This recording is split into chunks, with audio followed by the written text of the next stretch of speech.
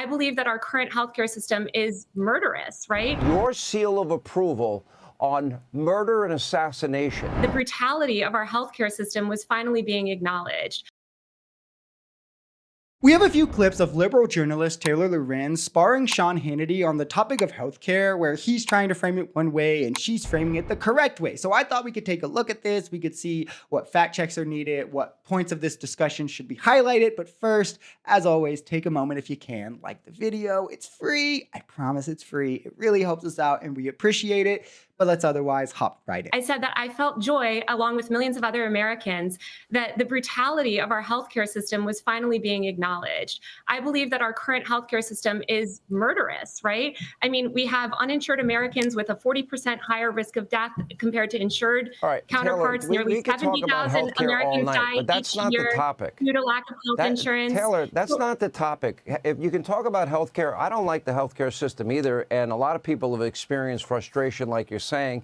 That, to me, is separate and apart from the debate. No, it's literally the exact debate you're having. It's the only debate that the left wants to have. And if you want to have another debate, we don't care to hear it. Luigi shot the CEO for a specific reason, with a specific message. The left has entirely condemned him. I've condemned him. He can go to prison. He's going to go, right? No one is trying to bail him out. But those of us who actually care about the healthcare system would rather highlight the underlying rage, the historic claims denied from United, how private insurances are both playing God and playing accountant, but they care more about the books than the lives.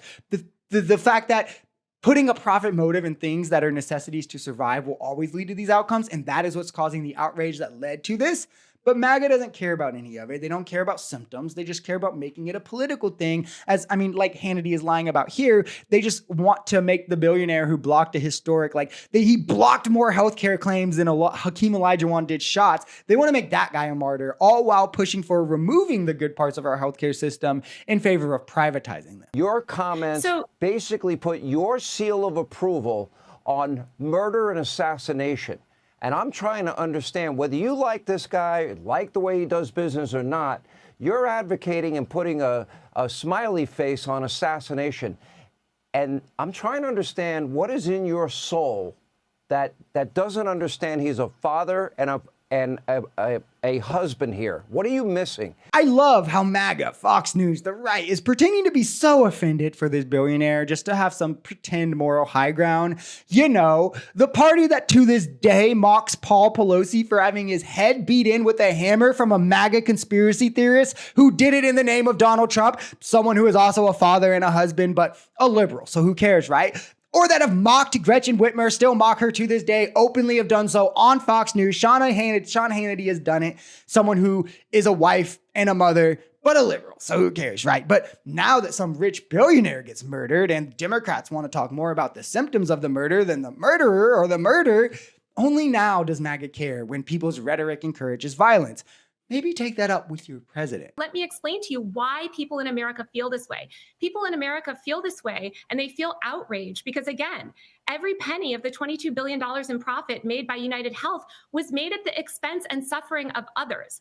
And that is violence. Our healthcare system is also violent. And that is a violence that people in the mainstream media, such as yourself, continue to refuse to acknowledge. So if you're going to talk about death and violence, it's crucial to talk about the death and violence of our healthcare system. It is. And here's my hot take. Healthcare CEOs who have denied healthcare claims should be forced to go on trial for murder if the denials led to death, where they should have to prove the denial wasn't just for their bottom line.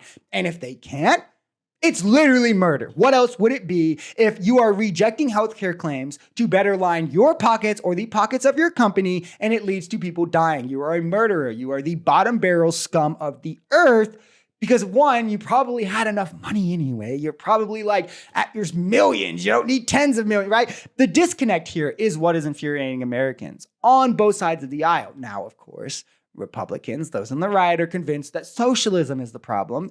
But they're still feeling the issue, which is what is important in confirming that it does exist, and it exists outside of politics, right? This is a broken system, and broken systems that seemingly cannot be changed and benefit the wealthy, those in power, over those below them, while harming those who utilize the systems, that is the basis for revolt. And with revolts, violence gets sparked.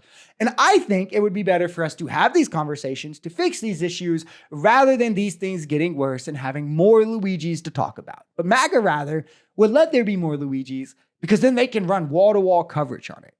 Who's really the bad person here?